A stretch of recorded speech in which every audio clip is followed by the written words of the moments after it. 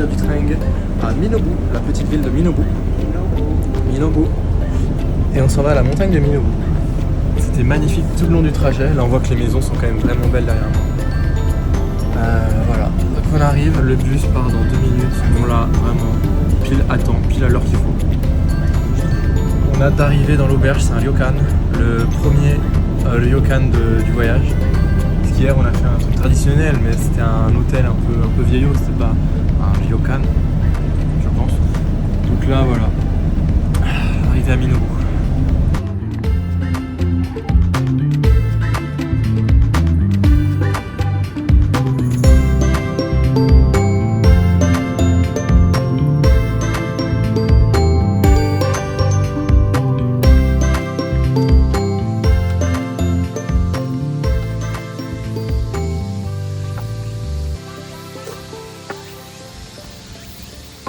On va dans notre hôtel, qui est en fait un temple. On en a croisé pas mal là sur le chemin.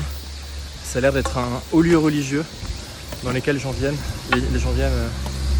en vacances pour se ressourcer.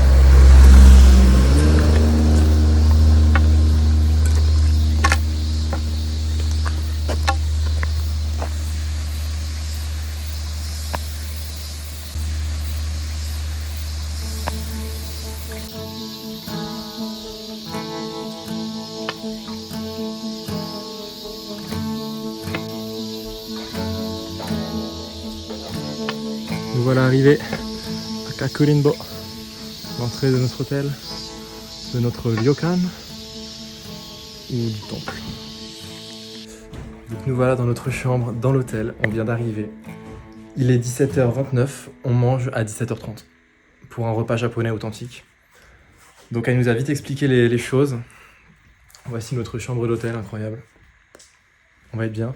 Et surtout, regardez ce qu'on a. Donc là, on a les portes en feuilles qui s'ouvrent. On a une petite terrasse avec une petite vue sur le jardin. C'est absolument magnifique. Alors hop.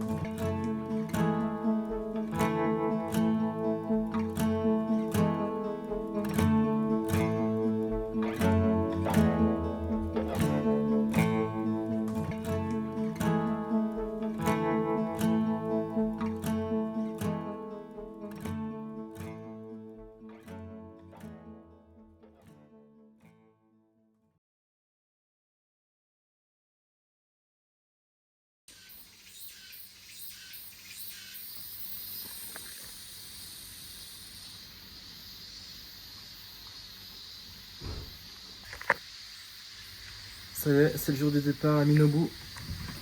On s'en va là maintenant. On va juste visiter un petit peu la ville et les temples. On y a déjà été ce matin pour la prière du matin. levé à 4h30 pour voir la prière qui commençait à 4h50.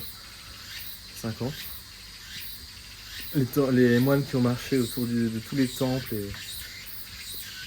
et qui après ont été priés, on a été priés avec eux en fait. On a fait une messe bouddhiste. On n'a pas filmé avec Thomas parce qu'on n'avait même pas pris les téléphones parce qu'on s'est dit qu'on voulait vraiment profiter, être présent dans l'instant.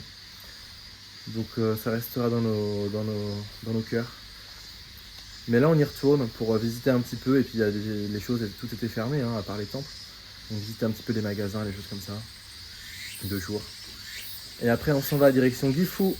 On va prendre le train, on a 4 heures de train, dont un Shinkansen sur le chemin.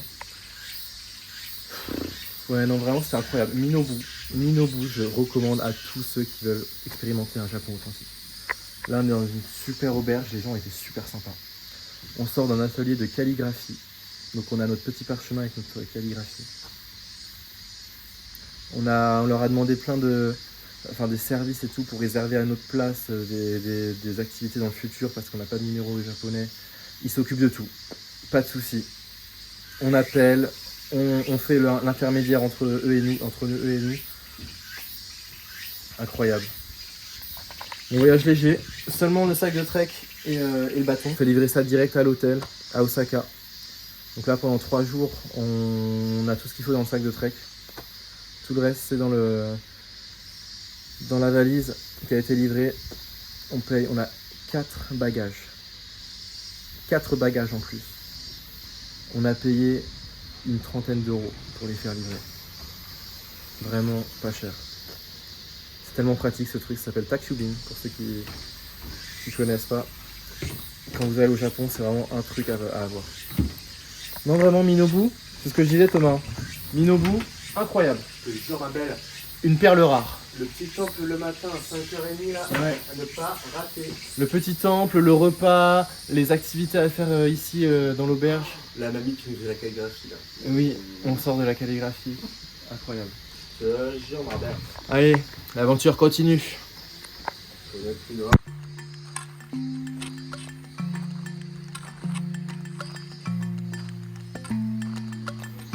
Nous revoilà dans le temple de ce matin.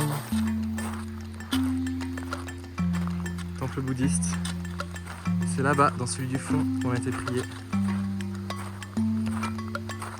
Et les moines sont passés là sur ce chemin, tout le long, en chantant, avec des tambours. Ils ont fait tout le tour des temples jusqu'à l'arrière là. Ils sont revenus. Et on a été prié dedans. C'était quelque chose parce qu'il faisait nuit. Le jour était en train de se lever. Au début, c'est vraiment sombre.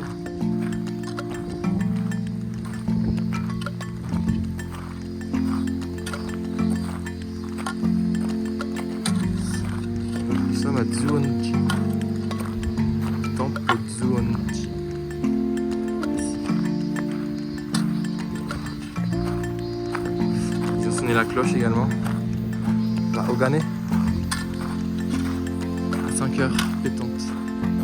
Pas une seconde de plus, pas une seconde de moins. Et donc le mec il prend la chaîne qui est accrochée au bâton. Il la tire une fois, 2 fois, avec inertie après. Il la tire en s'allongeant, il est vraiment vertical à 2 cm des pierres. Et il relâche et ça fait sonner la cloche.